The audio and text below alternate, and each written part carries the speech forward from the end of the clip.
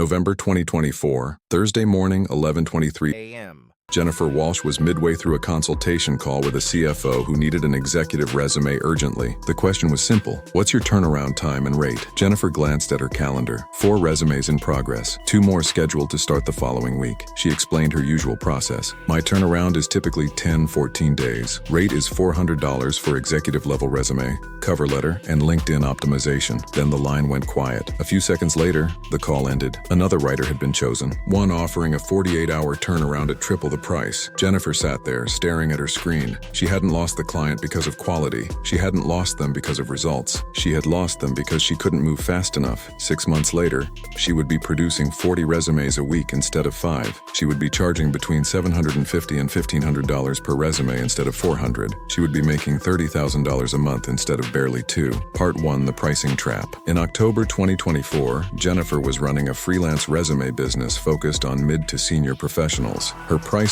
was respectable by industry standards. Mid-level packages, resume plus cover letter, sat around $300. Senior packages, resume plus cover letter plus LinkedIn, around $400. Executives, resume plus cover letter plus LinkedIn plus bio, topped out at $500. Her average client paid roughly $375. At full capacity, she could handle about 5 clients a week. On paper, that worked out to a little under $8,000 a month. In reality, however, with cancellations, slower booking cycles, and administrative drag, it usually landed closer to 5 or 6, and those numbers came at a cost. 5 resumes a week meant 60-plus hour work weeks. Nights spent rewriting bullets, weekends formatting documents, no real margin left for marketing, system building, or rest. More importantly, those prices anchored her in the mid-tier market. Every resume began with deep discovery, long consultations, career mapping, role targeting, keyword research. Then came the real work, writing professional summaries from scratch, translating messy career histories into quantified achievements, restructuring entire job narratives, optimizing for ATS systems without stripping away voice. One bullet point could take 20 minutes. Each resume needed 15 to 20. By the time formatting GAS cover letters and LinkedIn profiles were added, each project absorbed between 12 and 16 hours spread across nearly 2 weeks. That bottleneck dictated everything: income, capacity, market position. Then the CFO call happened. Afterward, Jennifer searched the competitor who had taken the job. The website promised 48-hour executive resumes. Pricing ranged from $1,200 to $1,800. She studied the samples carefully. They were strong, but not stronger than hers. The structure felt familiar. The language, the optimization, the framing. The difference wasn't quality, it was velocity. For the first time, the math became uncomfortable. If premium pricing averaged $1,000 and she could only double her weekly volume, her monthly ceiling wouldn't rise by 10 or 20%. It would multiply, but only if the writing process itself changed. That evening, she spoke with a career coach friend who had quietly scaled past the same ceiling. "How are you handling 20 clients? You used to max out at 8, Jennifer asked. The coach answered, "Honestly, I started using AI for first drafts. ChatGPT writes initial resume content based on client info. Then I heavily edit and strategize. Cuts my writing time 70%. Part 2, the strategic value fear. The next night, Jennifer began researching AI resume tools. There were dozens: templates, generators, one-click resumes. She saw Resume, IO, Resi, KickResume, ChatGPT resume templates. She opened sample after sample, and almost immediately, her skepticism felt justified. The language was hollow: responsibilities instead of outcomes, vague improvements instead of business impact, generic phrasing that flattened every role into the same corporate noise. This was exactly what she spent years teaching clients to avoid. Strong resumes didn't list tasks. They demonstrated value. They quantified change, revenue, efficiency, growth, risk reduction, leadership scope. AI outputs didn't understand any of that. They couldn't identify what mattered. They couldn't frame career direction. They couldn't position a candidate inside a competitive market, which, to Jennifer, confirmed the deeper fear. If AI touched the writing process, would the work stop being strategic? Would speed dilute the very thing clients were paying for? Jennifer kept wondering to herself. The laptop closed. The experiment ended, or so she thought. The following morning, she was back at her desk, rewriting achievement bullets for a marketing director. 4 hours into the resume, she was still shaping metrics. One raw line from the client mentioned social media growth. It read, "I managed social media campaigns and increased followers." That single point was unpacked. She was able to locate the percentages, clarify budget responsibility, and trace lead impact. It was only then that she was able to turn it into something meaningful. That transformation, from vague input to strategic positioning, was the real work. And it took time. Ridiculous time. That process took 25 minutes for one bullet. Imagine that. And she needed 15 to 20 bullets per resume. Part 3. The speed test. When the real risk started, November 15th, 2024, 8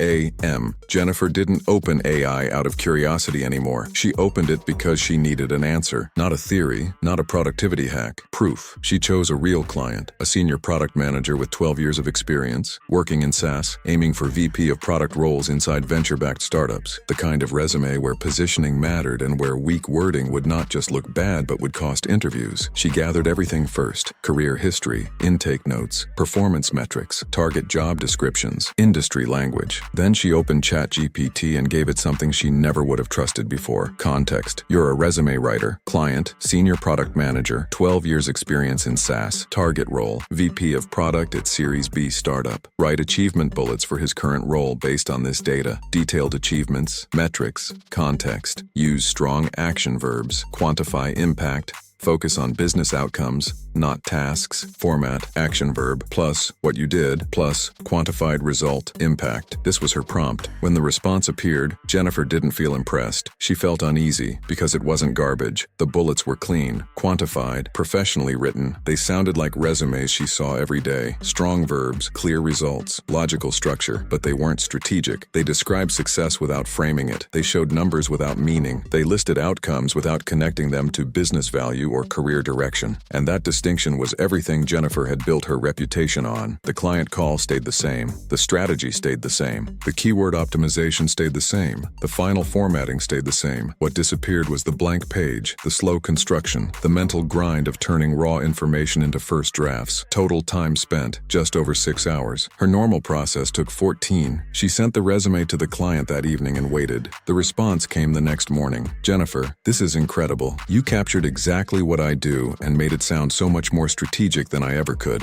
Best money I've spent on career investment." The resume captured the work more clearly. The positioning felt stronger. The career narrative made more sense. The value was sharper. And for the first time since this whole idea began, Jennifer felt something unexpected: relief. The quality hadn't suffered. Her exhaustion had. Part 4. The 6-month transformation, when the market finally aligned. By December, Jennifer stopped treating AI like a quiet efficiency tool. She rebuilt her entire business around what it made possible. Her old pricing had been built for slowness, 2-week timelines, flat packages, production limits that capped her income no matter how skilled she was. Her new pricing was built around access: 7-day delivery, 48-hour delivery, 24-hour delivery. Each tier wasn't just faster, it attracted a different client. Then something she didn't expect started happening. Her reviews improved. Jennifer's Google reviews went from 4.7 to 4.9 stars. But it was not just the star rating, the language too. Clients stopped describing her work as well-written. They started calling it strategic, worth every penny, career-changing. Jennifer looked at her own calendar to understand why. Before, most of her week had been swallowed by writing. 6 to 8 hours of cognitive load just to produce first drafts. Now that load was gone, which meant her best energy went somewhere else. Longer discovery calls, deeper market research, clearer career positioning, more time thinking instead of typing. AI hadn't made her better at resumes. It had given her the space to finally practice the kind of career consulting clients were actually paying for. By February, the client base itself had changed. Budget clients who objected to prices disappeared, and so did their revision battles, while premium clients moved quickly, trusted expertise, valued urgency, respected boundaries. One executive needed a resume for a board interview in under 2 days. It was delivered in less than 24 hours. No revisions. A referral followed before the thank you message. By March, referrals overtook cold leads. Because in the resume market, speed and quality rarely coexist. Jennifer now offered both, and that combination spread. By April, her business no longer resembled what it had been. 40 resumes a month, $750 on average. The same working hours, but inside those hours, everything had shifted. Less production, production, more thinking, less writing, more positioning. On April 15th, Jennifer got a LinkedIn message from a CFO. The same one, the same person who had walked away months earlier. In the message, he said, "Hi Jennifer, I contacted you months ago about resume services, but you quoted 2-week turnaround. I'm in another job search and saw you now offer 48-hour service. Still available?" Jennifer replied, "Yes, I offer 48-hour premium service now. Rate is $1,200 for executive package." The response came back almost instantly. "Perfect. Let's move forward." 6 months earlier, Jennifer had lost that client at $400. Now she was onboarding the same client at triple the price, not because she suddenly became more talented, but because she finally built a business where her expertise could operate at its real value. Part 5. The Tools and Simple Math. By the time April arrived, Jennifer's workflow barely resembled what it had been 6 months earlier. Her business no longer revolved around slow production. It now revolved around systems. Her drafting process lived inside AI. Her visual formatting ran through refined templates. Her bookings, payments, and deliveries moved automatically in the background. What used to be a fragile, energy-dependent operation had turned into a structured machine that supported her instead of draining her. The entire setup cost her less than $70 a month, and that number kept bothering her, because what it removed was something far more expensive than money. It removed friction. Before AI, Jennifer's weeks were defined by volume limits. 5 resumes a week if she pushed. 14 hours per resume. 70-hour work weeks. A monthly ceiling she couldn't break no matter how good she was. By April, those constraints were gone. 40 resumes a month, 6 hours per project, 50-hour weeks. Twice the average client rate, not because her standards dropped, but because the slowest part of her process had been removed. AI hadn't made her more strategic. That part had always been there. What it removed was the production bottleneck that prevented her from competing where strategy was actually valued, and something unexpected came with it. Because she no longer spent 8 straight hours forcing words onto a page, her consulting sharpened, her intake sessions deepened, her career positioning became clearer. Her mental energy finally went where clients felt it most, not into typing, but into thinking. Part 6. What this means for you. Jennifer's shift wasn't really about resumes. It was about where human value actually lives. For years, she believed her worth was tied to how much writing she could personally produce, how many drafts she could grind through, how many hours she could sustain. AI quietly dismantled that belief. Once production stopped consuming her energy, strategy expanded to fill the space, and quality rose because her mind was finally working where it mattered. The resumes didn't become generic. They became clearer, because predictable structure could be automated, distinctive positioning could not, and when her pricing rose, something else shifted with it. Clients became easier. If your work depends on cognition, interpretation, or creative problem solving, this moment is not asking you to become more technical. It's asking you to become more human, more strategic, more intentional about where your real value lives. And if stories like this help you think differently about your own work, your own leverage, and your own future in an AI-shaped world,